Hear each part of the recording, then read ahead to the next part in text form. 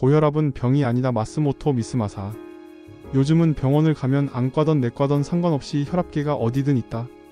이비인 후과를 가도 혈압기가 있어서 병원에 들르면 보통 혈압을 재보곤 한다. 그리고 생각보다 높아진 자신의 혈압을 보고 깜짝 놀란다. 그리고 건강검진에서도 혈압이 높다는 이유로 고혈압 약을 처방해주고는 한다. 그리고 고혈압 약은 평생 먹어야 한다는 말을 듣게 된다. 정말 약을 평생 먹으며 건강을 관리해야 하는 것일까? 이 책은 충격적이게도 우리가 흔히 병원에서 의사들에게 듣는 이야기와는 반대 이야기를 들려준다. 이 책의 핵심 내용을 추려서 정리해서 핵심을 이야기해보겠다. 40대 이후에 건강검진을 받으면 대부분 고혈압 판정을 받는다. 흡연자이거나 음주를 가끔 하는 경우는 거의 혈압이 고혈압 기준인 120mmHg를 넘는다. 그런데 이 고혈압의 기준이 너무 낮은 게 아닐까? 실제로 불과 20년 전인 2000년도에는 고혈압의 기준이 수축기 180mmHg였다. 그런데 이것이 점점 낮춰져 2008년에는 130mmHg가 되었다. 고혈압 기준치를 10mmHg 내리는 순간 1000만 명의 새로운 환자가 생기는 셈이다. 1980년대 후반에는 230만 명이던 고혈압 환자가 지금은 5,500만 명으로 늘었다. 무려 20배 이상의 증가율이다. 그리고 2011년 국민건강영양조사에서는 성인의 27.5%, 즉 넷 중 한 명이 혈압약을 복용하는 것으로 나타났다. 환자가 늘면 혈압약 판매가 늘어나는 것은 당연한 이치다. 즉 고혈압의 기준치의 조작이야말로 제약회사의 금덩이를 안겨주는 도깨비 방망이인 셈이다. 제약회사의 계략은 놀랄 만큼 단순하다. 사람들 몰래 슬쩍 고혈압 기준치를 내리는 것이다. 그뿐이다. 그러면 제약회사는 손 안 대고 코 푸는 셈이나 마찬가지다. 혈압이란 게 그렇게 고정적이고 아무 때나 재도 기준치를 유지하는 것일까? 그런데 실상 혈압은 조금만 몸을 움직여도 올라간다. 최소한 15분 정도 안정을 취한 후에 재는 것이 기본이다. 아무 생각 없이 무턱대고 혈압을 잰다면 재수없이 걸려드는 꼴이다. 혈압은 당연히 높게 나오고 본인은 걱정에 휩싸인다. 그리고는 바로 병원으로 달려간다. 걱정하는 순간 혈압은 올라가게 마련이다. 게다가 102의 고혈압이라고 해서 의사나 간호사만 봐도 긴장한 나머지 더 많이 오르는 경우도 있다. 고혈압증이란 말에는 증이 붙는데도 증상이 없다. 즉 아프다거나 괴로운 증상이 없다는 얘기다. 아무데도 아픈 구석이 없는 사람에게 당신은 병에 걸렸습니다 하는 건 조금 이상하지 않은가? 하지만 수축기 혈압이 200mmHg를 넘는 극단적인 상황을 제외하고는 그럴 가능성이 제로에 가깝다고 저자는 말한다. 아무래도 현대 고혈압의 진단 기준에 문제가 있는 것이 분명하다. 많은 이들을 걱정에 빠뜨리고 쓸데없이 약을 많이 먹게 하는 고혈압의 기준치는 누가 정한 것일까? 그것은 대학의 의료 연구자가 위원직을 맡은 일본 고혈압학회라는 조직에서 결정한다. 고혈압학회는 제약회사와 견고한 유착관계를 맺고 있다. 아무 근거도 없이 기준치가 내려가는 것은 그 이유다. 이 양자 간의 유착이 들통난 충격적인 사건이 2013년 7월에 발생했다. 교토 부리비대, 도쿄 자에히 의대, 지바대학, 시가 의대와 제약회사 노바티스 파머가 짜고 혈압약 데이터를 조작한 것이다. 문제의 혈압약은 발사르탄이다. 발사르탄이 널리 주목받게 된 것은 2004년부터 약 5년에 걸쳐 교토 부리비대 교수가 실시한 연구 때문이다. 이 교수는 고혈압 환자 3,000명을 대상으로 발사르탄의 임상 시험을 실시했는데 그 결과가 2009년에 논문으로 발표되었다. 발사르탄은 하루 160mg을 복용할 경우 1년에 약 80만원의 비용이 드는데 가장 저렴한 약은 35,000원 정도면 된다. 다른 약과 비교해 20배 이상 비싼 발사르탄이 이처럼 날개 돋친 듯 팔린 이유는 임상 실험으로 효과가 입증되었다는 논문을 의사들이 곧이곧대로 믿었기 때문이다. 2012년 말 일본 순환기학회는 수많은 분석 오류가 발견되어 게재 논문을 철회한다고 발표했다.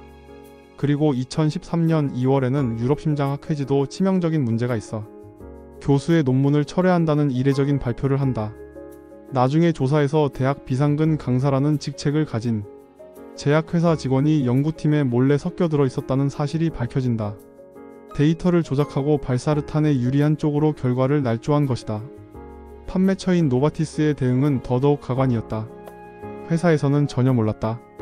이전 직원이 데이터 조작에 관여한 증거가 없다라며 그 직원에 대한 정보 요청에도 응하지 않았다. 고혈압약은 매출액이 현재 10조 원 가량 되는 거대 시장이다. 1980년대 말경에는 2조 원 정도였으니까 20몇 년 사이에 5배나 부풀었다는 얘기다. 일본은 전 세계에서 약을 제일 좋아하는 일본인이 가장 많이 소비하는 약, 그것이 혈압약이라는 사실은 잘 알려지지 않았다. 이 사건을 통해 알 수 있는 것은 혈압약이야말로 제약회사의 아주 매력적인 약이며 약간의 조작만으로도 이익을 챙길 수 있는 수단이라는 사실이다. 2008년 3월 30일자 요미우리 신문에 실린 지침 작성 의사 90%에게 기부금 전달 제약회사로부터라는 기사에서 고혈압 지침 작성에 관여한 사람들이 제약회사로부터 받은 금액을 밝혔다. 고혈압이나 고콜레스테롤 등의 가이드라인을 만든 276명 가운데 87%에 해당하는 240명이 제약회사로부터 기부금을 받은 사실이 드러났다. 2004년도 고혈압 가이드라인의 경우 위원 9명 전원에게 총 82억 여원이라는 거액의 기부금이 전달되었다. 그리고 이 기사가 나가고 5년 후에 혈압약 발사르탄의 데이터 조작 사건이 세상에 알려졌다. 1987년 후생성은 노인보건법에 의한 건강진단 매뉴얼에 따라 치료가 요구되는 기준치를 수축기 180mmHg 이완기 100mmHg로 정했다. 그런데 1999년에 세계보건기구가 기준치를 160에 95에서 140에 90으로 바꾸었다. 그러자 일본에서도 2004년에는 WHO와 거의 같은 값으로 변경했다. 이 8년 동안 기준치가 180에서 130으로 50이나 떨어진 셈이다. 그럼에도 불구하고 WHO가 기준치를 변경한 것은 다국적 기업인 거대 제약회사가 연관되어 있기 때문이라는 말이 나돈다. 실제로 WHO는 예산의 70%를 제약회사의 기부금에 의존한다. 이렇게 슬금슬금 내려가는 고혈압의 기준치가 곧 120으로 내려가는 것은 예상하는 상황이다. 실제로 미국과 한국은 고혈압의 기준치를 120으로 내렸다. 2003년의 기준치가 140에서 120으로 떨어졌을 때 미국의 고혈압 환자 수는 5천만 명이 늘었다고 한다. 자신도 모르는 사이에 무언가가 바뀌고 기업은 떼돈을 벌고 결국 그 돈은 국민이 내는 셈이다. 뇌졸중이 위험하다는 것은 누구나 다 안다. 그런데 뇌졸중에 세 종류가 있다는 사실은 의외로 알려지지 않았다. 뇌졸중은 뇌혈관이 막히는 뇌경색, 뇌혈관이 찢어져서 출혈을 일으키는 뇌출혈, 뇌 표면의 혈관에 생긴 혹이 터져서 지주막이라는 수막 아래에 출혈이 발생하는 지주막하 출혈 등으로 나뉜다. 뇌졸중 중에서 압도적인 비율을 차지하는 뇌경색은 어떤 병인가? 우선 뇌혈관에 작은 상처가 난다. 그러면 그 상처를 때우기 위해 상처 부위에 혈액이 응고한다.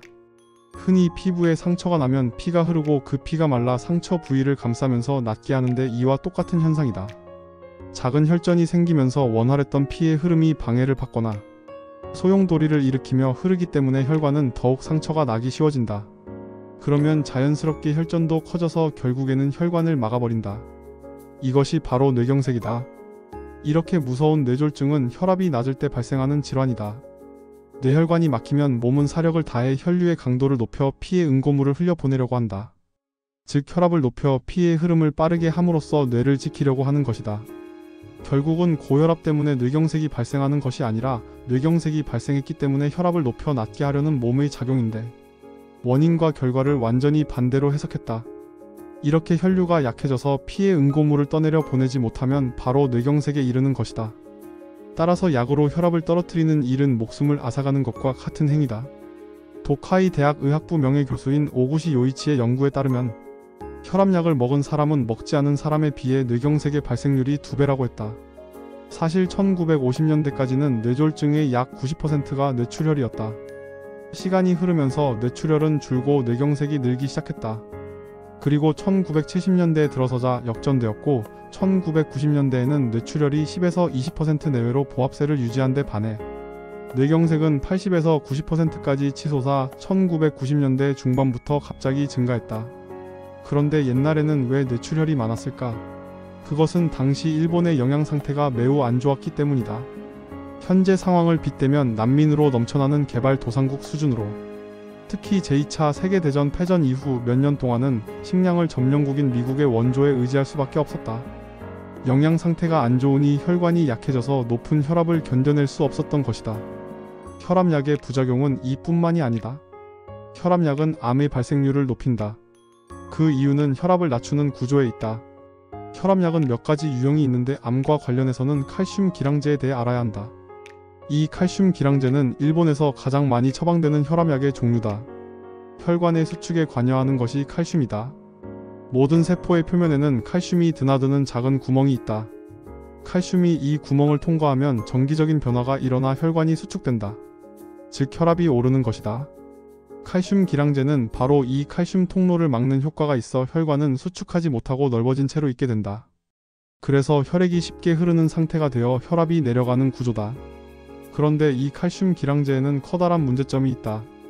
칼슘 통로는 혈관뿐만 아니라 몸속의 모든 세포에 있다. 따라서 혈압약이 모든 세포의 칼슘 통로를 막아버리면 세포는 제 기능을 다 하지 못할 수 있다. 이 때문에 생기는 가장 큰 폐해는 면역세포가 제대로 작동하지 못하는 일이다.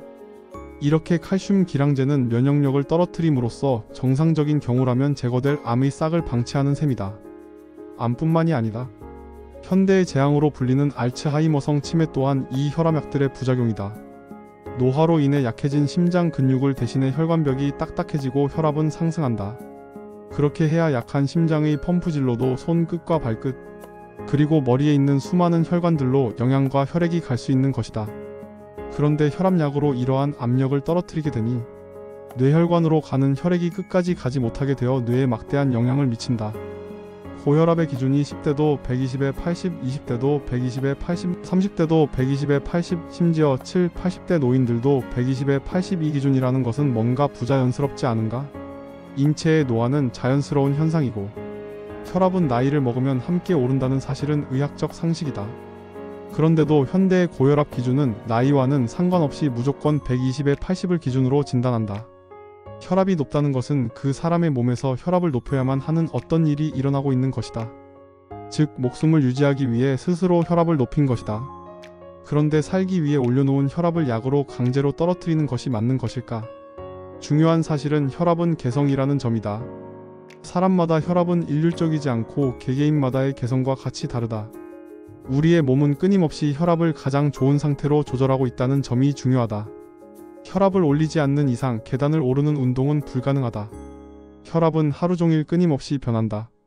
그러나 의료계에선 혈압이 높으면 언제 죽어도 이상하지 않다는 공포를 조장하여 끊임없이 고혈압약을 복용하게 만든다. 그런데 의료계에서 진리처럼 받아들인 의학적 상식들 중에는 몇십 년 안에 거짓으로 판명될 것들이 아주 많다. 실례로 콜레스테롤이 만병의 근원인 것처럼 떠들던 시절이 불과 10년 전의 일이었다.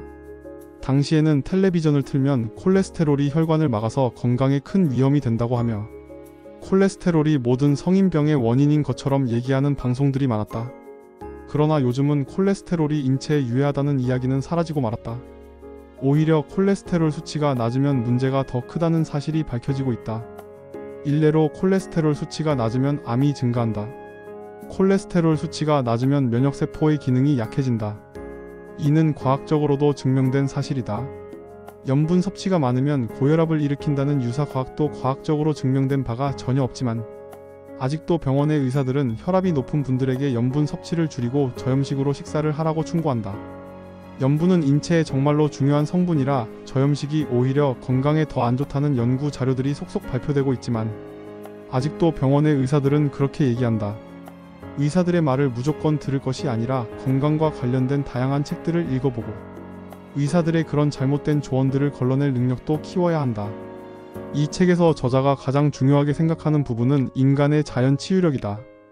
특히 인체의 항상성으로 인해 발생하는 다양한 변화들을 무시하고 일괄적인 수치로 병 진단을 내리는 현대의학의 대증요법을 강렬하게 비판한다.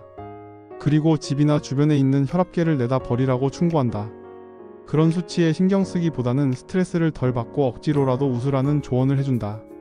충격적인 멘트와 이야기들로 책을 읽는 내내 많이 놀랐던 책이었다. 저자의 조언에 따라 혈압계의 수치에 신경 쓰지 않고 스트레스를 덜 받고 웃으며 살아야겠다고 다짐했다. 건강에 관심이 있는 분들이라면 꼭 읽어보기를 추천하는 책이다.